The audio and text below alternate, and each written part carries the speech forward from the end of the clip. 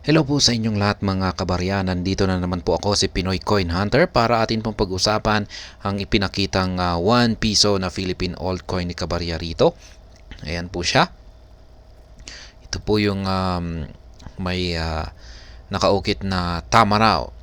Ayan, 1 piso pero kitang-kita po kasi natin sa kanyang kondisyon ay mukhang hindi na po maganda.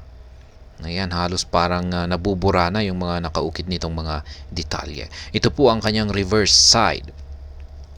Yung kanyang overside ay ito naman po. Ayan, kitang-kita natin dito yung nakaukit na mukha ni Dr. Jose Rizal. Yan, Republika ng Pilipinas. Meron po siyang taong 1987. Yan, yung pagdating po kasi sa mga na taong 1987 na 1 piso coin.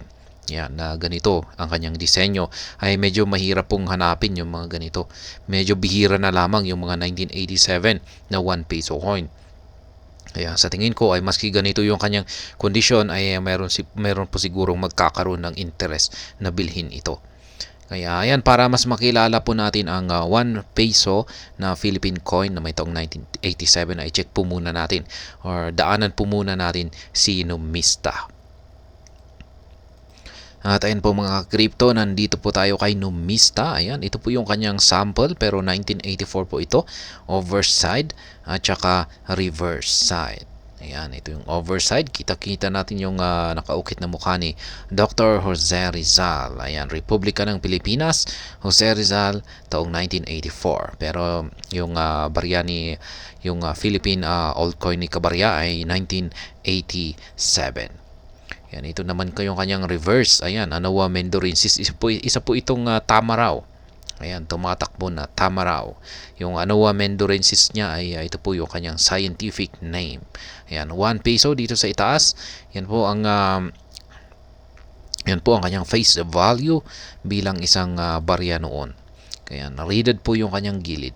Ayan, dito na po tayo sa kanyang presyuhan. 1987 po ay meron po lamang siyang vintage na 1,391,000. Ito po yung bilang kung ilang piraso yung nailabas noon.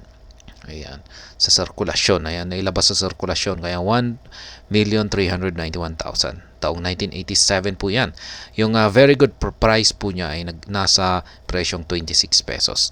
Kaya yung very fine, ayan, very fine condition po ay 26 pesos. Yung fine at saka very good ay siguradong mas mababa po siguro dito sa 26 pesos yan. Or mga nasa 20 pesos. Ayan, yung extra fine ay wala po tayo. Hanggang dito sa almost uncirculated at saka uncirculated. And makikita po natin dito na 4% lamang yung kanyang frequency. Ibig sabihin po ay talagang kokonti na po talaga yung may hawak ng 1987 na 1 piso coin. Kaya kung pag kokonti lamang talagang may hawak nito, ibig sabihin ay medyo may demand po rito. Yan, may mga gustong bumili po nito. Kaya yan, 1987. At ayan nga, nag-check nga ako sa mga online stores at ay talagang hirap nga ako makahanap ng mga nagbebenta ng 1987 na 1 piso coin. Meron lamang po akong ilang nakita rito. Dito po kay Carousel. Ayan, binebenta po niya ang kanyang 1 piso na Philippine altcoin. Ayan, 1987 sa halagang 700 pesos. Kaya ayan, ang mahal. Mahal ang kanyang presyo. 1 year pa ito. Ayan, 1 year.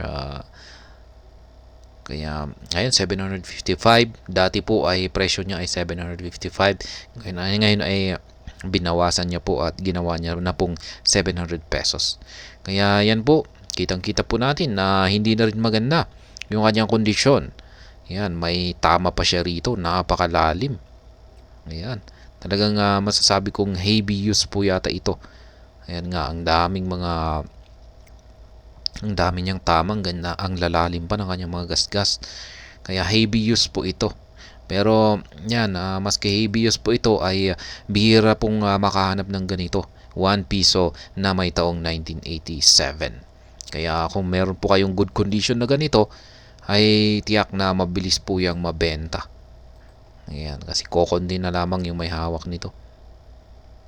At ngayon ay balikan naman po natin yung barya ni yung 1 piso na 1987 naman ni Kabarya para pag-usapan naman po natin yung presyuhan sa mga community groups.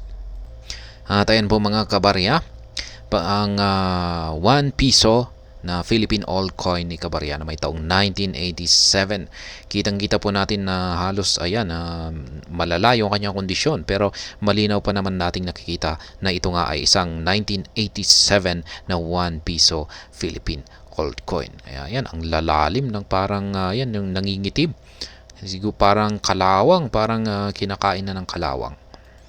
Ayan, ito na rin yung kanyang likuran. Ayan. Yan, 1 piso. Ayan, malala po ito yung kanyang kondisyon. Pero kahit na ganito, gaya ng sinabi ko kanina, ay bihira na lamang talagang makahanap ng 1987 na 1 piso coin. Kaya sa tingin ko ay malamang ay baka may magkaka-interest pa rin dito. Kaya ayan, ay pinakita ko po ito sa mga community groups kung magkano yung pwede nilang offer dito kung sakaling ito ay ibibenta natin sa mga community groups.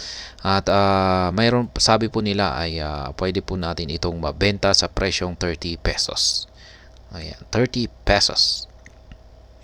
Kung talagang maganda yan, ayan, pwedeng umabot talaga ito sa mataas na presyo kung maganda talaga ito. Kasi bihira talagang makahanap ng ganito. Sayang. Kaya yan, laging ang paalala ko sa lahat ay kung talagang gusto natin pagkakitaan ang pangongolekta ng mga barya ay itago natin ito ng maayos. Ayan. Parang i-treat natin ito na parang mga kayamanan. Ayan, na hindi dapat masira, magasgasan. Ayan, ganyan po dapat ang ating pag-aalaga sa ating mga barya sapagkat pagdating ng tamang panahon at ibebenta natin ito, magiging mahalaga, magiging mataas yung kapalit nito. Kaya ayan,